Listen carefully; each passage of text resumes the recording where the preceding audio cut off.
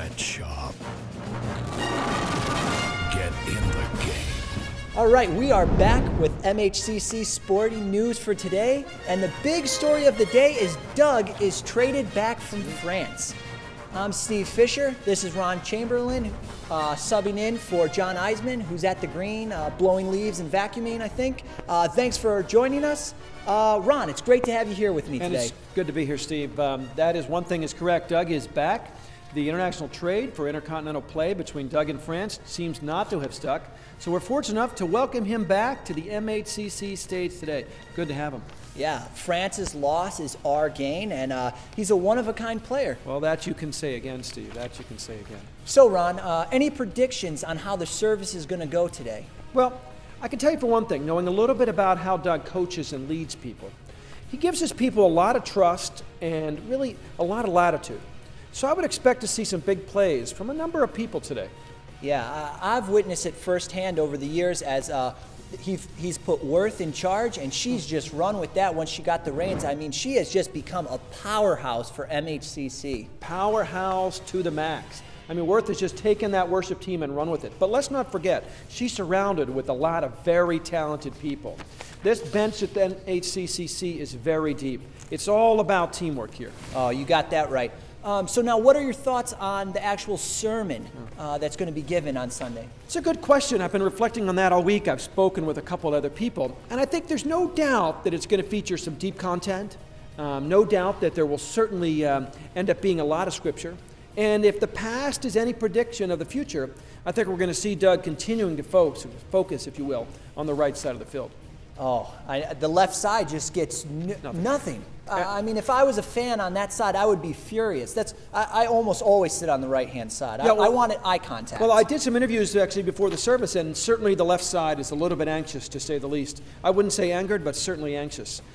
So I think if he can make me move a little bit over to the left side, we might have some happier people in the stands. Yeah, for sure. One thing I'm going to predict, though, for today is I think Doug is going to be wearing the classic black shirt. Oh, I think you're right on with that, folks. I was talking to Doug and found out that he is a huge New England Patriots fan, and he's a fan of Bill Belichick, and I think the gray sweatshirt is rubbing off on him, and seeing that he can't wear the gray sweatshirt here, he's now just started to wear the black shirt, which I would imagine he has several dozen in his closet. Almost every Sunday he has it on. I'm sure he does, and that look works for some people. It does. But what about the playbook? What about Doug's playbook? Have you seen that? I've seen a huge stack of notes that I can't really decipher what they are. Yeah, completely indecipherable, Steve. I think that he's probably sitting there just scribbling stuff down. That way on Sunday, people come in, see a stack of note cards about this high in his hands. They think he's put in a lot of effort for today's service. Well, the fans are going to have the chance to judge it for themselves today by seeing how his performance goes. So how do you mean with that, Ron? Explain. Well, I think sort of time and time again, we see the same sort of effort from Doug. We see the sweat, the tears, the raw emotion, yes. the sweat. I mean, it's really going to be all sort of in the performance for Doug. And I think, it's going to be an indication of what level of commitment he's put in this week. Yeah, the only good news about sitting, I think, on the left side is that you're not going to get sweated on as much as the right side, since he's always over on the right side. I mean, if you are going to stay in the front two rows on the right side, I would bring a poncho. Just plan like you're going to SeaWorld, and you'll be fine for the service. And let's just thank God for Priscilla, who's always ready with the hanky. Yeah, they say that you should never let anyone see you sweat, and Doug obviously does not think that applies to him. Well, I don't think it does apply to Doug, because to be honest with you, he's in it to win it, and I think he's going to follow through today.